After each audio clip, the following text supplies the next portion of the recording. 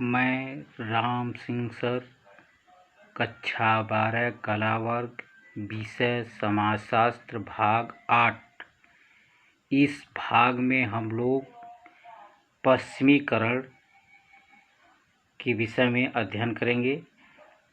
सबसे पहले हम लोग देखेंगे पश्चिमीकरण किसे कहते हैं या पश्चिमीकरण से आप क्या समझते हैं। तो देखेंगे प्रसिद्ध समाजशास्त्री M.N. श्रीनिवास के अनुसार देखेंगे हम लोग कि पश्चिमीकरण क्या होता है।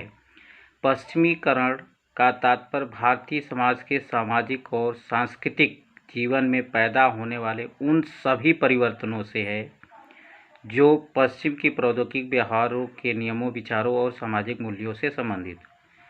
अन्य M.N. श्रीनिवास कह रहे हैं कि भारतीय समाज के सामाजिक और सांस्कृतिक जीवन पर जो पश्चिम के व्यवहारों, प्रौद्योगिक व्यवहारों के नियमों, विचारों और सामाजिक मूल्यों से संबंधित जो परिवर्तन होते हैं उन्हीं को हम क्या कहते हैं, पश्चिमीकरण। तो इस तरह से हम लोग पश्चिमीकरण की परिभाषा देख लिए। अब आगे हम लोग बढ़ेंगे पश्चिमीकरण की विशेषता। पश्चिमीकरण की विशेषता, पश्चिमीकरण की प्रमुख विशेषताएं। पश्चिमीकरण की प्रमुख विशेषताएं निम्नांकित हैं। सबसे पहली विशेषता हम देखेंगे एक व्यापक अवधारणा। पहली विशेषता है एक व्यापक अवधारणा। पश्चिमीकरण की प्रक्रिया का क्षेत्र बहुत व्यापक है। पश्चिमीकरण में मुख्य रूप से 3 तरह के परिवर्तनों का समावेश होता है: व्यवहार संबंधित परिवर्तन, ज्ञान संबंधी परिवर्तन, सामाजिक मूल्यों और विचारों में परिवर्तन। तो इस तरह से यह पहली विशेषता देखी जाती है पश्चिमीकरण की, या विशेषता होती है एक व्यापक, माने यह बहुत व्यापक क्षेत्र में या व्यापक फैला हुआ यह प्रक्रिया जो बहुत लंबे क्षेत्र में फैला हुआ है। तो इस तरह से देखेंगे इसकी एक यह विशेषता या लक्षण माना जाता है कि यह व्यवहार के क्षेत्र में भी है, ज्ञान के क्षेत्र में भी है, सामाजिक मूल्यों और विचारों के क्षेत्र में भी पश्चिमीकरण का प्रभाव देखने को मिलता है। तो इस तरह से हम कह सकते हैं कि इसका जो क्षेत्र है वह बहुत व्यापक होता है। तो इस तरह से इसकी एक विशेषता यह भी मानी जाती है। तो अगली विशेषता हम लोग देखेंगे, जो अगली विशेषता है वह है एक निश्चित आदर्श का अभाव। पश्चिमीकरण का तात्पर्य भारतीय समाज पर केवल इंग्लैंड के प्रभाव से नहीं है।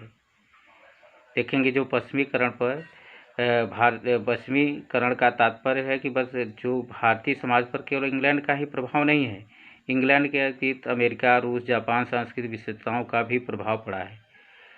तो इस तरह से देखेंगे जो हमारे भारतीय समाज पर जो पश्चिम का देशों का प्रभाव पड़ा है उसमें इंग्लैंड है, अमेरिका है, रूस है, जापान है। तो इस तरह से देखेंगे कि हम कह सकते हैं कि हमारे देश पर जो प्रभाव पड़ा, कई देशों का प्रभाव। तो इस आधार पर यह कह सकते हैं कि पश्चिमीकरण का कोई एक निश्चित आदर्श नहीं होता है, कि स्पष्ट है कि भारत में पश्चिमीकरण की प्रक्रिया किसी एक देश को आदर्श मानकर नहीं चलती। तो इस आधार पर हम कह सकते हैं कि पश्चिमीकरण की विशेषता में एक यह विशेषता होती है कि इसमें कोई निश्चित आदर्श नहीं होता। अगली जो विशेषता देखेंगे नए मूल्यों का समावेश। पश्चिमी देशों की संस्कृति जिन मूल्यों पर आधारित है उनकी प्रकृति भारतीय संस्कृति के परंपरागत मूल्यों से काफ़ी भिन्न है। पश्चिमी संस्कृति में सामाजिक समानता, सामाजिक न्याय, तार्किक भौतिक विकास आदि। पश्चिमी संस्कृति के इन मूल्यों को ग्रहण करने की प्रक्रिया का नाम ही पश्चिमीकरण है। तो इस तरह से देखेंगे कि इस आधार पर हम कह सकते हैं कि पश्चिमीकरण की यह भी एक विशेषता है कि इसमें नए मूल्यों का समावेश होता है। इसमें सामाजिक समानता, सामाजिक न्याय, तार्किक भौतिक विकास आदि क्षेत्रों में इस क्षेत्र या पश्चिमी देशों के मूल्यों का पर आधारित देखने को मिलता है। तो इस आधार पर भी हम कह सकते हैं कि इसमें नए मूल्यों का समावेश होता है। अगली जो विशेषता है पश्चिमीकरण की, वह देखेंगे हम लोग। अगली विशेषता क्या है? एक जटिल प्रक्रिया। पश्चिमीकरण को इस कारण एक जटिल प्रक्रिया कहा है कि इसकी प्रकृति को हम परंपरागत भारतीय संस्कृति विशेषताओं से तुलना करके ही समझ सकते हैं कि भारत में संपत्ति के संचय को अनुचित माना जाता है और भारतीय समाज के सभी हिस्सों पर इसका प्रभाव समान रूप से देखने को नहीं मिलता। तो इस तरह से हम कह सकते हैं कि पश्चिमीकरण की एक प्रमुख विशेषता यह भी मानी जाती है कि यह एक जटिल प्रक्रिया है, क्योंकि जो हमारे देश भारतीय समाज की संस्कृति की विशेषताओं की तुलना करके हम समझ सकते हैं कि यहाँ पर जो संपत्ति के संचय को अनुचित माना जाता है, संपत्ति के संचय को अनुचित माना जाता है और यह प्रभाव सभी भारत के सभी हिस्सों में समान रूप से नहीं है। तो इस आधार पर हम कह सकते हैं कि जो पश्चिमीकरण की एक विशेषता यह भी है कि यह एक जटिल प्रक्रिया है। तो इस तरह से हम लोग देख लिए पश्चिमीकरण की परिभाषा, पश्चिमीकरण की विशेषताएं। अब अगले टॉपिक पर हम लोग चलेंगे। अगला जो आगे इसके अध्ययन करेंगे हम लोग, भारतीय समाज पर पश्चिमीकरण का प्रभाव। भारतीय समाज पर पश्चिमीकरण के निम्नलिखित प्रभाव हैं। तो सबसे पहले हम लोग पहले प्रभाव का अध्ययन करेंगे। पहले प्रभाव को हम लोग देखेंगे, पहला प्रभाव कौन है? तो पहला देखेंगे धार्मिक जीवन में परिवर्तन। जो पश्चिमीकरण का भारतीय समाज पर प्रभाव पड़ा, सबसे पहले धार्मिक क्षेत्र में क्या क्या प्रभाव पड़ा या क्या परिवर्तन हुए। पश्चिमीकरण के प्रभाव से भारत में 19वीं शताब्दी से एक व्यापक समाज सुधार आंदोलन आरंभ हुआ। हिंदू अपने धर्म की बुराइयों को दूर करने में लग गए। पश्चिमी संस्कृति के मानवतावाद और सामाजिक समानता से प्रभावित होकर आर्य समाज, ब्रह्म समाज, रामकृष्ण मिशन जैसी सुधार संस्थाओं की स्थापना हुई। तो इस तरह से हम देख सकते हैं कि जो पश्चिमीकरण का भारतीय समाज पर पहला प्रभाव पड़ा वह धर्म के क्षेत्र में पड़ा कि यहाँ पर 19वीं शताब्दी में धर्म में जो भी बुराइयाँ थी उसको दूर करने के लिए लोग आंदोलन शुरू कर दिए। और इसके साथ साथ देखेंगे यहाँ पर मानवतावाद और सामाजिक समानता के से भी प्रभावित होकर लोग कुछ संस्थाओं का भी स्थापना हुआ, जैसे आर्य समाज, ब्रह्म समाज, रामकृष्ण मिशन।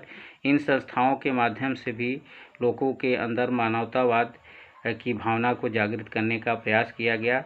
और जैसे आर्य समाज की स्थापना दयानंद सरस्वती जी ने किया, ब्रह्म समाज का राजा राम मोहन राय और रामकृष्ण स्वामी विवेकानंद जैसे महान पुरुषों ने इन संस्थाओं के माध्यम से भी हमारे समाज में समानता लाने का या मानवतावाद लाने का प्रयास किया। तो इस तरह से देखेंगे यह पहला प्रभाव देखने को मिला है। दूसरा प्रभाव देखेंगे कौन सा है? तो जाति व्यवस्था में परिवर्तन। पश्चिमीकरण की प्रक्रिया सामाजिक समानता, व्यक्तिगत स्वतंत्रता को अधिक महत्व देती है। तो इस तरह से देखेंगे यह जाति के क्षेत्र में भी पश्चिमीकरण का प्रभाव देखने को मिला कि यह जो प्रक्रिया होती है सामाजिक समानता और व्यक्तिगत स्वतंत्रता को अधिक महत्व देती है।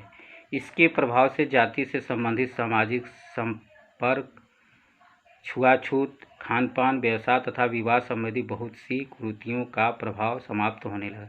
तो देखेंगे यह पश्चिमीकरण का ही प्रभाव था कि जाति व्यवस्था में भी परिवर्तन देखने को मिला या जाति व्यवस्था के क्षेत्र में भी परिवर्तन हुए।